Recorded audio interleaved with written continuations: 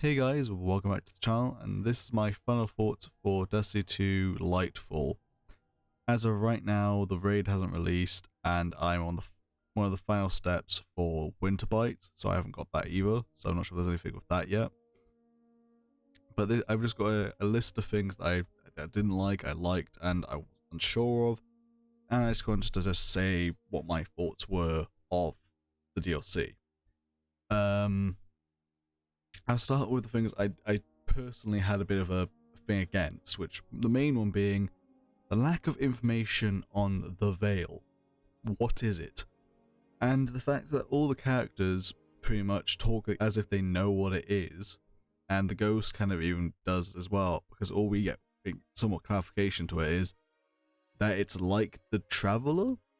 And if you do the unfinished business quest, you know, the Black Heart from Destiny 1's original campaign, which is a cool link there and all, but it said that was an unsuccessful copy, which is confusing because we don't even know what the Black Heart was meant to do, other than it was a so-called god and it was killing the Traveler. So was the Veil used to kill the Traveler, make the portal? We don't know. And I think it says a lot that, for example, someone like My Name's Bife, who's all like the quote-unquote lore daddy, doesn't know what the Veil is. He has no clue. So I personally think that I don't know what, like, whether that was intentional, like whether it's like the Traveler, but even then I think we know a bit about the Traveler. But maybe that'll be fleshed out later on, but even then it might be a bit too late. It might feel just like too late. Next is Rohan's short life.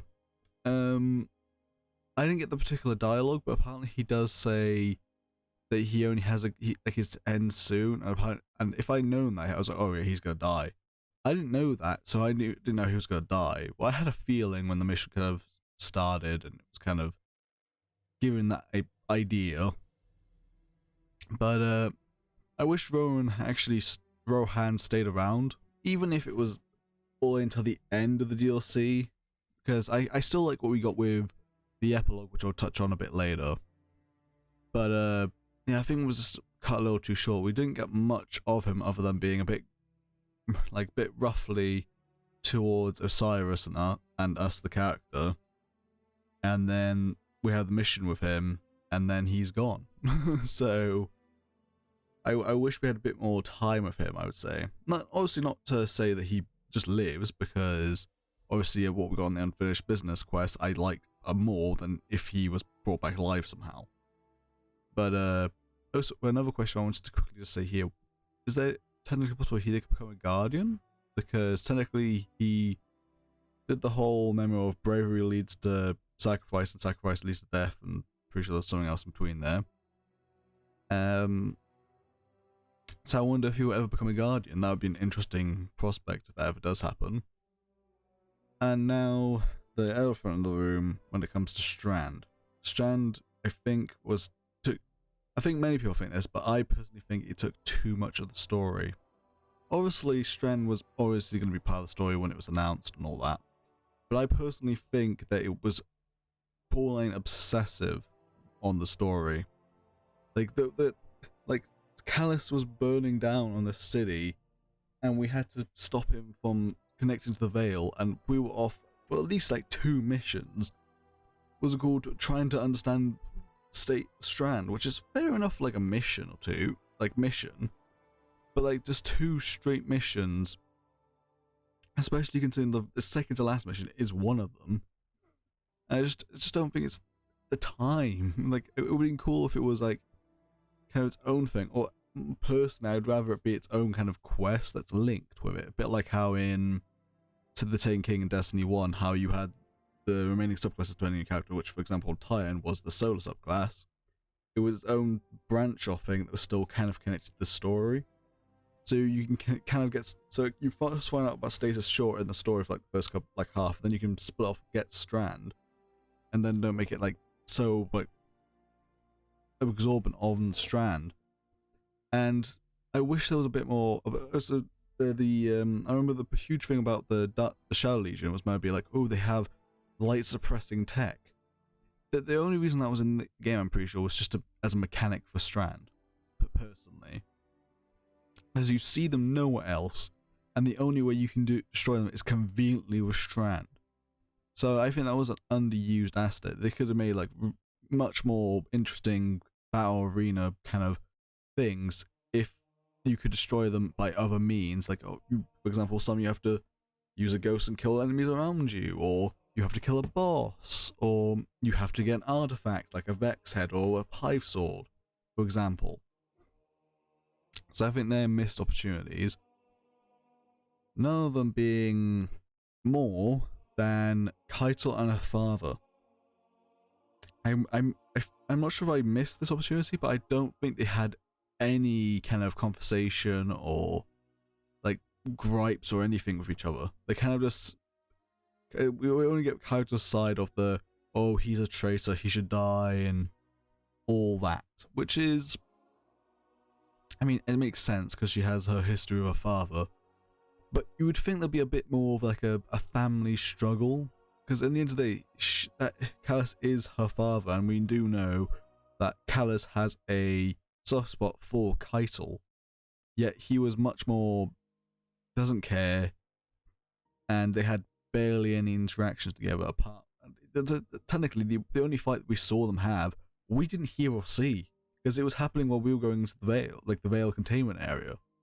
So I just missed opportunities. And the last thing on my dislikes thing here, which is the lack of reaction to certain events in the story. Main one being, I can think off the top of my head, is when we were in the Callus Arena and the Typhon Imperator, where we were using Strand and Callus said nothing. Because we were not, like, Strand's meant to be brand new, like no one knows of it, not even apparently the witness. And yet he's just there saying nothing or even reacting to it. And there was multiple different times where it's kind of just blown over. And then there's certain times, like later on in the story, where there's just no reaction, which is just really weird in my opinion, because like with Witch Queen, for example, there was so much reaction to what you kind of did. And like there was like, for example, when we went down to the Ankara, like the Ankara and what the current mission, I think was the third final mission. If you want to clarify me on that, you can put in that in the comments. But what's it called? Ikora reacted to the fact that there was an Ankara and they shouldn't exist. While Callus was just staring at us like we were just doing something he's always seen, which he couldn't have because it was just found out. We don't even know what it is. Apparently the witness doesn't even know what it is. So how the hell is he not reacting like, okay, I should have not, why do we not know about this? This would have been nice to know about. And it's even more like shown when the whole like back to go to the light suppressing things. It said it was used to suppress everything they know about, and they didn't know about stasis. Strand. They didn't know about Strand. So why did he not react to that? Again, that's a personal gripe, but yeah. Now that's that, and now we're moving on to the likes, which thankfully, in my opinion, is a lot more bigger than the dislikes and the unsure. Which the first one among them is we had more time with the witness. Because all we've really had with the witness before was a post-credit scene, like a Marvel-style post-credit scene, and then a couple of words here and there throughout the lore and season of the Seraph at the end, and the epilogue cutscene, where he basically tells Aramis to shoot the Traveler. But with this DLC, we get not too much more because he's meant to be a very ambiguous character, but we got a little bit more about like what ticks him off and what he kind of tolerates and what he doesn't tolerate, and how he plans things. Because we can see that he infected or did something to our ghost heart, like towards the start of the story, and then he brought that back towards the end of the story and actually used it as a actual reason for how he won, which I'm not, like I said, I'm not too sure if he did that intentionally. That was like, oh yeah, just drag us there, and then we, what's it called, accidentally give him the way to do it, even if Callus fails, or it was just out of luck. Either way, it was really smart of him. And the fact that we also got to see him use a fraction of his power at the start of the story with tilting his ships to shoot, just slicing things like the Reality Stone from Marvel, just breaking them apart like they were just pieces of blocks. And how he just has that kind of mini conversation with Callus, the Traveler, and how he says he knows pain, which is kind of leading up to Nezarec, which would be pretty cool. Which I'll go a bit more into later if I remember, because I haven't written that down here, I just realised, which is poorly planned by my part. But yeah, I really do like what the Witness had in the story. There was, like I said, I had many gripes with the main story, but there was some aspects like the Witness I was very happy with. Well, not very happy, but I was happy with. And among them are the new characters, Nimbus and Rohan. We've already talked about Rohan and my feelings towards him. But Nimbus, I would say, he feels a lot like a Cade replacement, but also it doesn't feel like he's a Cade replacement at the same time. And the way I say that, he kind of has the same kind of aura around him, that he kind of go lucky kind of feeling towards him. But I think it kind of works for him because his kind of character, he has to be kind of keep going forward because he has a short life. He's shorn down his life as a Cloud Strider to protect New Muna and quote unquote humanity, as they fought for a while. So it's interesting to see how in the epilogue how he reacts to Rohan's death, because apparently as he said, it's a fact of a Cloud Strider's oath. It's shorn down their life. They choose that. But he said it was never planned for him to be the main Cloud Strider this early, because Rohan died early.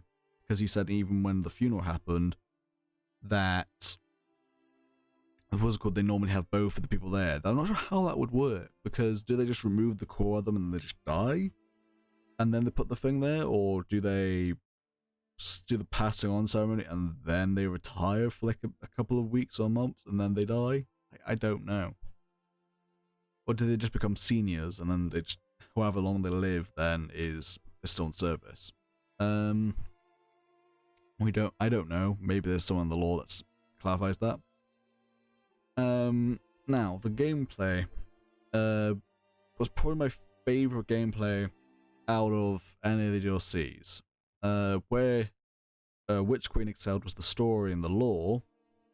This DLC, as far as I'm aware of, it's still pretty good in the lore aspects. The story was kind of it's okay, but it's not Witch Queen standard. The gameplay, which I believe they said they wanted to make it feel like an action blockbuster, which in my opinion, I think they succeeded in that. There was many times in that where I felt like I was like an action hero, and that's what they were going for, and they succeeded in that. I love Stasis, I keep saying Stasis because it's both S's. Strand, it was the whole aspect that you can go flying around. I like how they have the specific strand things. You can actually use a grappling hook, and if you use it on them, you can actually keep your grappling hook, which is really cool. But beyond that, there's some areas in Numa that are completely destructible. Not like trouble like you can break down walls, but like some doors, like loads of panels. It just makes the whole thing seem more like an action scene. And it does feel really cool. And I do like how with some of the battle rooms, it's not entirely like a battle room like it was in Witch Queen, which they apparently, if I remember correctly, they were based off the Doom Eternal kind of battle rooms. These were more like challenge rooms and more kind of action scenes rather than go in a room, kill loads of enemies, maybe a boss at the end, get a chest. Because they felt more, what's the word? More inserted. They didn't feel like, okay, story, Barrier, story. It felt campaign all the way through. It's just a linear line, and then you go, ooh, there's a chest here. I didn't know that was going to happen because it just felt like it was part of the game. So I personally liked that a lot.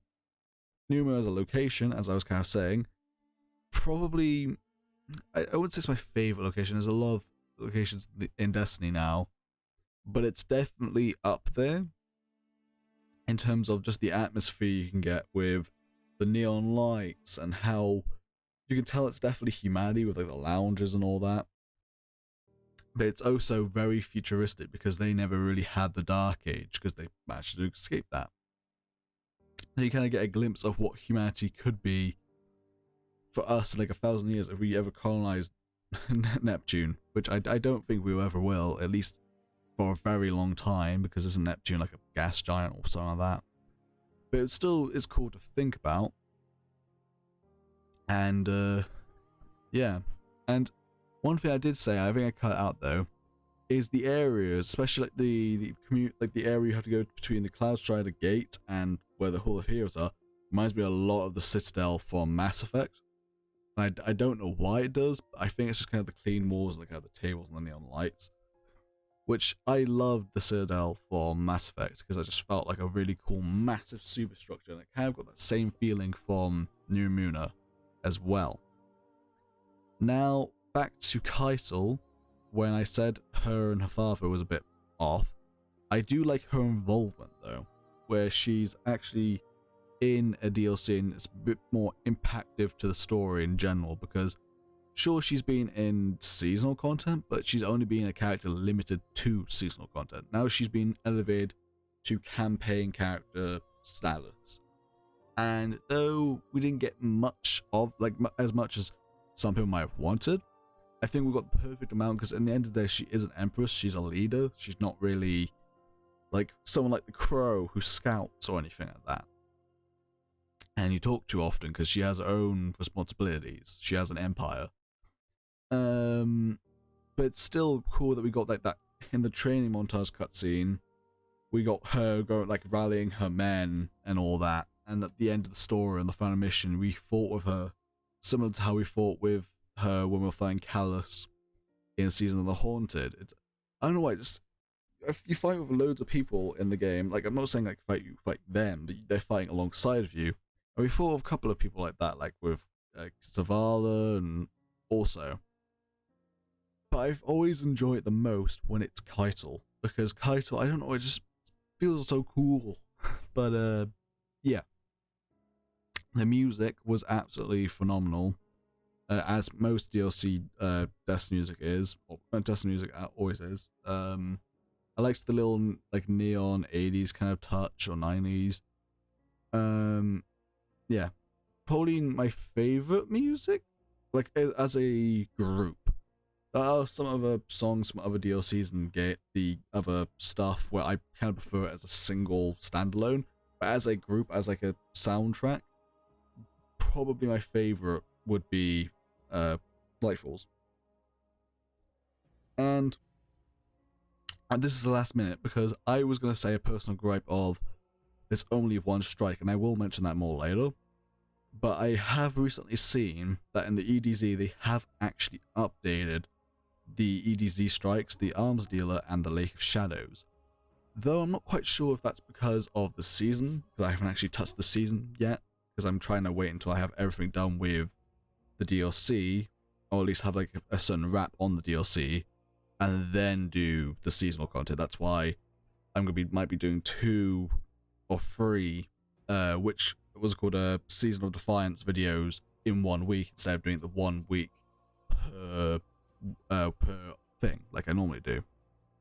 But I do like that they've actually gone back and actually updated it, so it shows the world's actually changed. Because for a while, for example, like the Arms Dealer, we've had Cade there, which don't get me wrong, I love Cade and I love how still hearing his voice and his witticism and all that.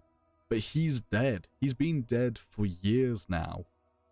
So it's good to hear, it's good to see that they actually updated the world so it feels more updated. It feels like the world has changed with the DLC. So there's now Shadow Legion there instead, and Darkness is on the EDZ. far as I'm aware, though, it's only the EDZ that's on this. There's none on like there's none on Nessus or the Cosmodrome, which is fine because pushing the main focus of seasonal Defiance is in the EDZ, which is why I'm fine with it. Now, for the epilogue stuff I've got here, which is the Black Gun reveal, which I mentioned, with the Black Heart being a failed copy of the Veil, which is interesting in my opinion. And finding out that we actually had to go there. The Exotic Machine Gun, I really love. I said in the video that I was going to test it a little bit more. I have. I'm so not sure how it's good against bosses, but I'm really loving the weapon. Definitely my favorite machine gun I've used for a while. We got more, like I said earlier, we got more Nimbus. Nimbus's like mental struggles with Rohan's passing, which was good. And then also towards the end of the epilogue, we got some closure for Sagira. Because it's been a while now since we had Sagira and Osiris separated, because Sagira died and then Osiris got captured by Seraphon. And then we found her ghost shell, Sagira's ghost shell, in Witch Queen. But then Osiris was also in a coma around that point, so we couldn't really give it to him. So it's kind of good now that he kind of got his ghost back, just to finally lay her to rest, and she's now permanently at rest with Rohan, like near the pond, which I think is quite nice. That was quite a touching cutscene for both of them, both Nimbus and Osiris. They both had a close partner that they've now had to let go due to the other sacrificing themselves for the greater good. But yeah, I didn't expect Sagira to come around in that cutscene, but it was a welcome inclusion into the end of the story for the Lightfall's epilogue. And then the things I'm unsure of, and these are I'll get rid of the small one first, which is there was only one strike. Again, I wrote this down before I realized there was the updated ED strikes, but I wish there was more strikes, because this is more the mindset that I think the EDZ strikes are part of the seasonal stuff and not part of the DLC stuff. Because in my opinion, I believe DLC stuff should have at least like 2 what's called strikes. If there was 3, even better. But I believe there should be 2, because then it adds variety for when you go into like Nightfalls or Vanguard Ops. You don't get the same, like when you look at a planet, it's like, oh, we're on fucking Neptune. We know what strike it is. Like, I like it where it's like, ooh, okay, we're on Neptune. What kind of strike is it going to be? I don't get that because there's only one there.